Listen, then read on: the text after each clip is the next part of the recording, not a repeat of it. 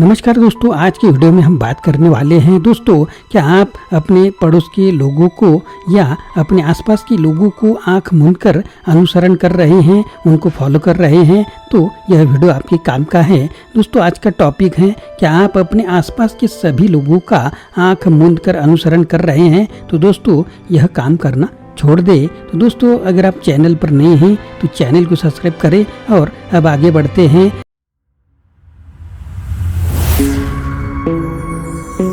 Hello दोस्तों, मेरा नाम आनंद है और बिजनेस आनंद इस चैनल में आप सभी का स्वागत है। भीड़ के साथ चलो मानसिकता किसी भी कारपोरेट कार्य वातावरण में बहुत आम है, लेकिन हमारे निजी जीवन में भी इसे नोटिस करना असामान्य नहीं है। आप देखेंगे कि लोग बस वही करते हैं जो उनके आसपास के लोग कई सालों से कर रहे हैं या करते आ रहे हैं। कभी कभी तो उन्हें यह भी नहीं पता होता कि वे जो कर रहे हैं उसके पीछे का कारण क्या है और क्यों। 5 बंदरों प्रतिस्थापन सहित कुल 10, एक पिंजरे, एक केला, एक सीढ़ी और एक बर्फीले पानी की नली को शामिल करते हुए एक वास्तविक प्रयोग वैज्ञानिक अध्ययन किया गया था।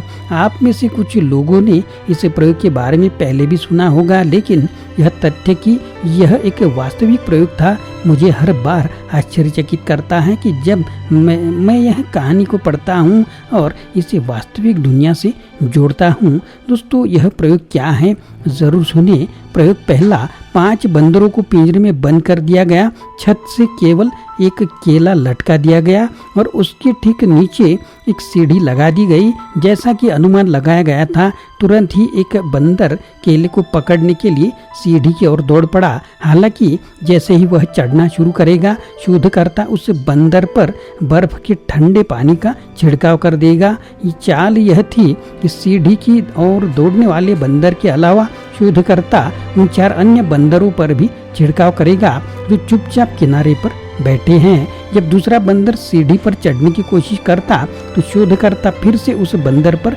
बर्फीले पानी का छिड़काव करता, जैसा कि पिछले चरण में किया गया था। वह अन्य 4 देख रहे बंदरों पर भी पानी का छिड़काव करता। ये कदम तब तक कई बार दोहराया गया जब तक कि बंदरों ने अपना सबक नहीं सीख लिया। बंदर का सबक भाग 1 से चढ़ना का मतलब है हर किसी के लिए डरावना ठंडा पानी, इसलिए किसी को भी सीढ़ी नहीं चढ़नी चाहिए। प्रयोग दूसरा, अब यह जानते हैं, जब 5 बंदरों को यह काम समझ में आ गया तो शोधकर्ता ने एक बंदर की जगह एक नए अनुभवहीन बंदर को रख दिया।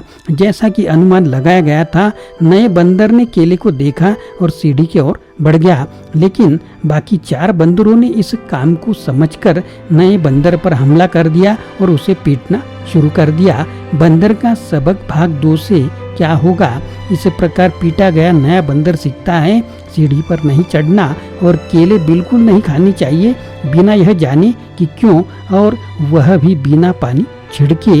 ये क्रियाएं 3 बार और दोहराई गई, हर बार एक नए बंदर के साथ, और आश्चर्यजनक रूप से प्रत्येक नया बंदर जिस पर कभी ठंडे पानी का छिड़काव नहीं हुआ था और जो इसके बारे में कुछ भी नहीं जानता था, नए बंदर की पिटाई में शामिल हो गया। यह भीड़ मानसिकता का एक उत्कृष्ट उदाहरण है, जहां लड़ाई में शामिल न होने वाले दर्शक और बाहरी लोग भी सिर्फ इसलिए इसमें शामिल हो जाते हैं क्योंकि बाकी सभी लोग भी यही कर रहे हैं। जब शोधकर्ता ने तीसरे बंदर को प्रतिस्थापित किया तो वही बात हुई। चौथे के साथ भी ऐसा ही हुआ, जब तक कि अंततः सभी बंदरों को प्रतिस्थापित नहीं कर दिया गया और पिंजरे में मूल बंदरों में से कोई भी नहीं बचा जिस पर पानी का छिड़काव किया गया था। प्रयोग का भाग तीसरा क्या है? फिर से पिंजरे में एक नया बंदर डाला गया। वह सीढ़ी की ओर भागा, लेकिन बाकी बंदरों ने उसे पीट दिया।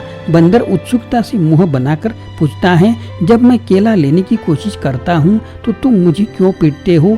बाकी 4 बंदर रुक गए और एक दूसरे की ओर देखने लगे। उनकी इस हरकत पर हैरान हो गए। इसमें से किसी भी बंदर पर कभी पानी नहीं छिड़का गया था और इसलिए उन्हें वास्तव में कोई सुराग नहीं था कि नया आदमी केला क्यों नहीं ले पा रहा है। लेकिन इससे कोई फर्क नहीं पड़ा क्योंकि बहुत देर हो चुकी थी और नियम तय हो चुके थे। इसलिए हालांकि उन्हें नहीं पता था कि क्यों उन्होंने बंदर की पिटाई कर दी, क्योंकि हमारे यहाँ चीज़ें इसी तरह होती हैं। क्या यह प्रयोग आपको जाना पहचाना लगता है? अपने निजी और पेशेवर जीवन के बारे में सोचे। अपने कार्यालय या घर पर एक सामान्य दिन को देखिए और आपको एहसास होगा कि आप हर दिन किसी न किसी तरह से इस बंदरगाह का हिस्सा हैं। क्या आप अपने पड़ोस या समाज के अन्य लोगों की नकल नहीं कर रहे हैं, बिना यह जाने कि क्यों लोन पर घर ले, अच्छी कार ले, पति और पत्नी दोनों काम करें, नवीनतम मोबाइल ले, आदि आदि। कोई नहीं जानता कि हम यह सब क्यों कर रहे हैं, लेकिन हम सभी ऐसा इसलिए कर रहे हैं क्योंकि हर कोई ऐसा कर रहा है। और अगर हर कोई ऐसा कर रहा है तो यह सही तरीका होगा कि आपका पेशेवर जीवन आपके आसपास के लगभग सभी लोगों के समान करियर पथ पर नहीं चल रहा है। क्या यह अलग नहीं हो सकता? बेशक यह हो सकता है। क्या केवल नौकरी में रहकर और खुद को कोई विकल्प न देकर कुछ ऐसा या करने से पैसा कमाया जा सकता है जिससे आपको उन खूबसूरत सोमवार की सुबह से नफरत हो? नहीं, कई विकल्प है, लेकिन अलग होने का मतलब है असहज होना। इसका मतलब है अपने कंफर्ट जोन से बाहर आना। इसका मतलब है बॉक्स से बाहर सोचना और कभी कभी अपने तथाकथित परिपक्व और वरिष्ठ सहकर्मियों द्वारा इस तरह देखा जाना जैसे कि आप चूहा दौड़ में पीछे रह गए हों।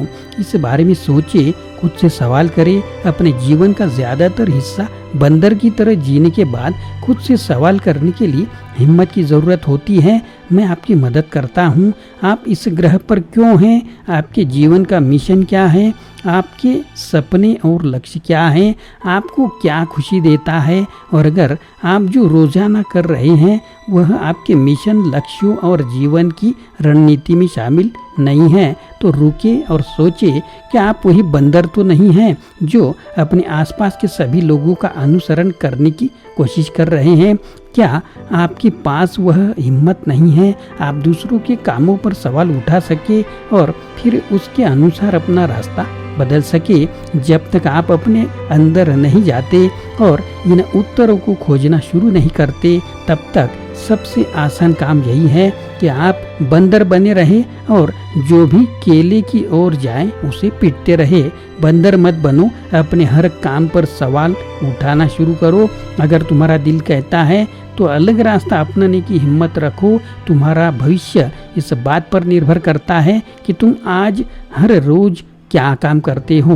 दोस्तों, यह वीडियो आपको कैसा लगा ज़रूर दिल से कमेंट बॉक्स में लिखिए और अगर नए हैं तो चैनल को दिल से सब्सक्राइब करें। आशा करता हूँ दोस्तों यह वीडियो आपको पसंद आया होगा। अगर पसंद आया है तो लाइक करें, शेयर करें, चैनल को सब्सक्राइब करें, अपने दोस्तों को और ग्रुप को भी यह वीडियो फॉरवर्ड करें। फिर से मिलेंगे अगले वीडियो में। आप सभी का वीडियो देखने के लिए बहुत बहुत शुक्रिया।